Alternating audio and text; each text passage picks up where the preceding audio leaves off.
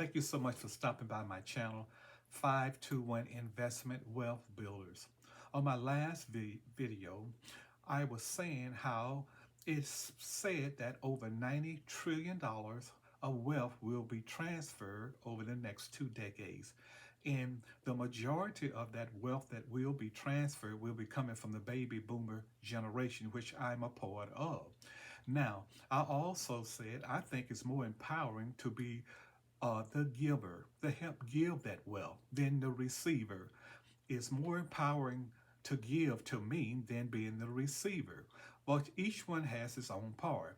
And also, I said, when I envision uh, wealth transfer, I also see an image in my mind of a pyramid. And pyramid also have different levels. Now, if you look over my shoulder, I have a drawing of a pyramid, and I'll go over some of the things that I have wrote on that drawing. At the top, which is the apex, and on the side, I have diversification, rates of returns, levels of risk. Also have assets, liabilities, growth, and multiply. And if you notice at the foundational level, I have financial language. Now that's right at the foundational level, financial language, because this is what really helped me, as I said in my last video, to get out of the negative net worth into the positive. It was at the foundation level, and it was also my learning financial language. Now, we must learn and apply and move away from fear. We must learn and apply and move away from fear. And what I'm saying here is we have to learn a new language. If you don't know the financial language, you got to learn that language. You got to apply that language, but you have to move away from fear, because fear can stop us from even trying to learn that language. So we must learn and apply and move away from fear. And don't say, I can't learn that language, because you can. It's not that difficult. You might not understand all the financial language, because I don't, but at least learn the basics. And also on my wealth pyramid, I have age, income, whether it's active or passive, inflation, and I also have something down here called the rule of 300. Now, our foundational level must be built upon the right habits. Habits are repeated behavior that requires little or no thought.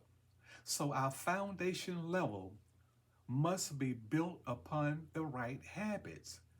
And the habit, what I'm talking about here and relating to financial freedom, is financial language.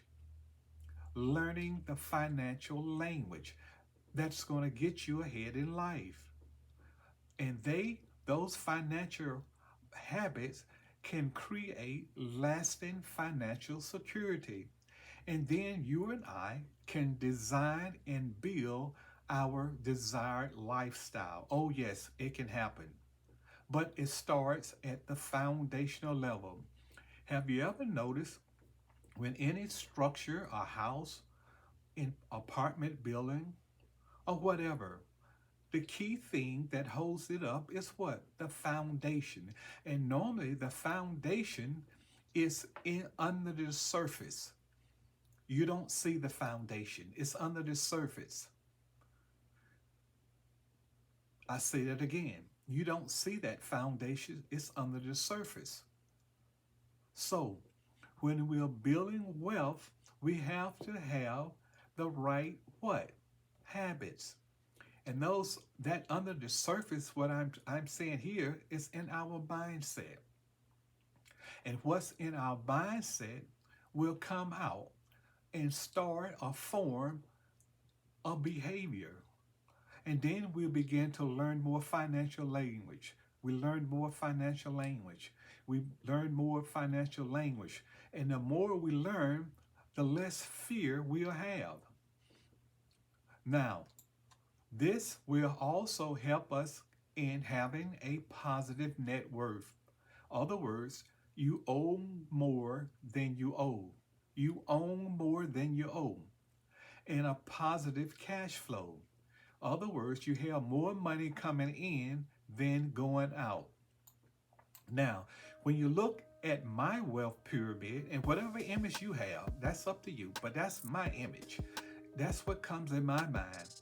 I'm learning how to manage risk at each level because each level has a degree of risk. And also, I'm learning how to grow or multiply my money at each level. Now, again, my wealth pyramid, I'm learning how to manage risk at each level because each level has a degree of risk. Now, you're not going to get anywhere financial in life unless you take some type of risk, especially when you're dealing with money. You have to take some type of risk, either little risk or more risk. Little risk, more risk. But you're going to have to take some type of risk. Now, I want to share a spiritual principle that I learned many years ago.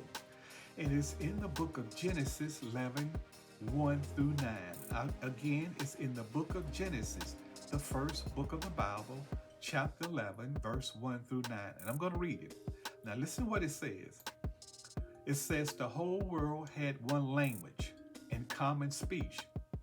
They said, let us build ourselves a city and a tower that reach to the heaven, so that we be not scattered over the face of the earth. But the Lord came down to see the city and the tower that the people were building. So the process has started and was working. They began to build. The process had started and was working. The Lord said, if one people speaking the same language, they have begun to do this, then nothing they plan or imagine will be impossible for them. Come, let us go down and confuse their language, so they will not understand each other. So the Lord scattered them from there over the earth, and they stopped building the city. And that was called Babel. And you probably heard of that word Babel. But the principle here is they had one language and they began to build. So if you're trying to build generational wealth, you have to have the right language.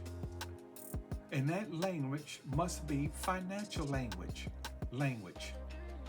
You must have the right language to build, because the principle here is they had one language, one common speech, and they began to build a city and a tower.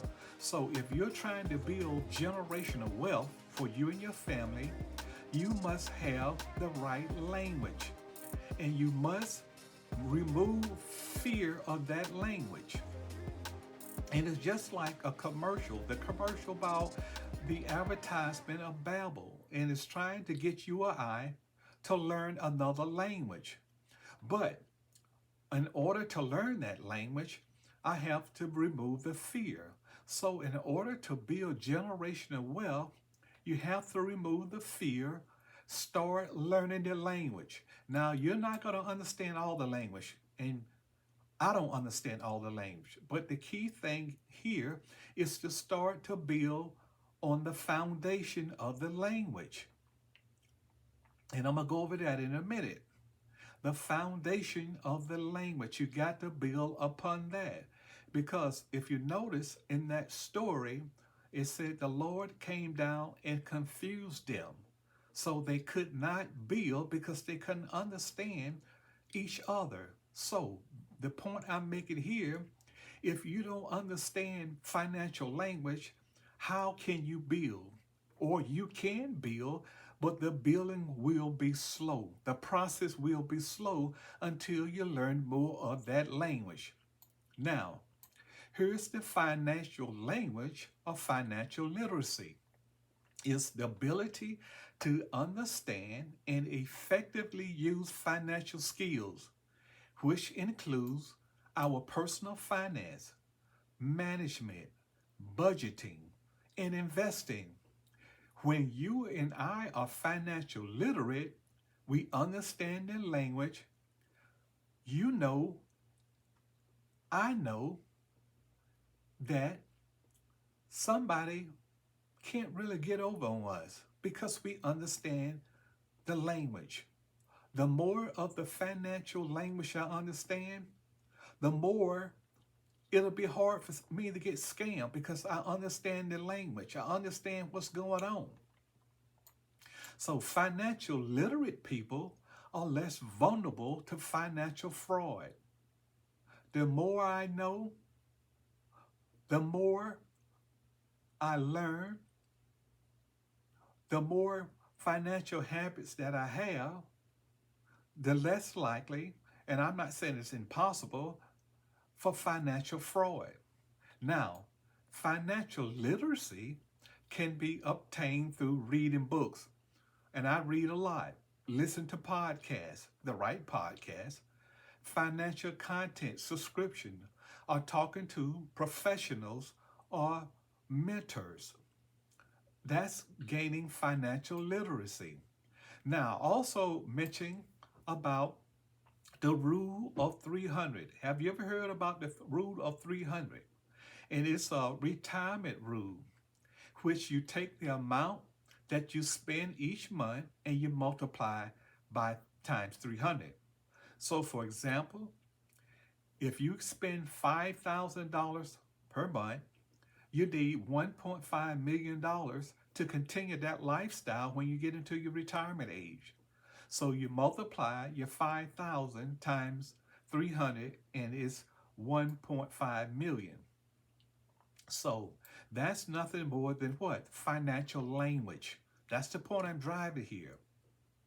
Financial language.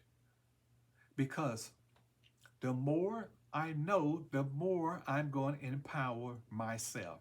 Now, I began learning my financial language many years ago.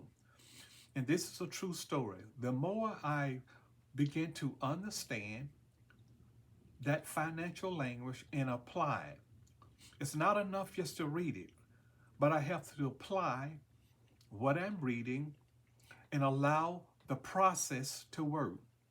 So I have to read it, learn it, apply it, and allow the process to work.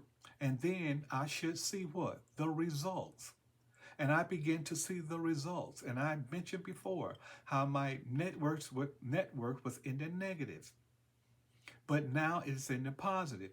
And on my upcoming videos, I'm going to share with you how many bank accounts I have, how many brokerage accounts I have, and what their purpose is in my wealth building plan. Because again, I'm positioning myself to be a giver.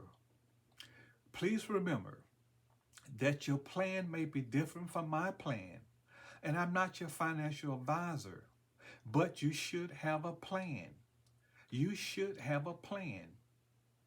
And if your plan is working, teach someone who don't know and they are fearful. They're very fearful of financial language because my culture and other cultures, there's a big wealth divide, and it's getting wiser. It's getting wider. That's what I'm saying. Not wiser, but it's that's funny, but it's getting wider. And the reason it's getting wider, a lot has to do with financial literacy, the financial language. Because remember, back at that biblical principle, that one language, and they began to build, and nothing would be restrained from them in that building. So you got to learn the language, and that's the point I'm driving here. You have to learn financial language. You can't be fearful of the financial language. And fear, what I learned this years ago, is false evidence appearing real. Meaning I can't do it. I can't do it. There's a way I can do it. I can't do it. I can't do it, but you can do it. Start learning the financial language and watch. Give it time. Give it time. Give that financial language. Even it's as you see the commercial about Babel, I can almost guarantee you, you're not going to learn Spanish overnight if you don't know anything about it. It takes time to learn it, how to speak it, and also learn when somebody's speaking that language to you. I say that again. It takes time. When you to speak that language to somebody else, and somebody else to speak that language to you so you understand it. So you have to give it time. Now, please subscribe and share this video. Until we meet again, peace.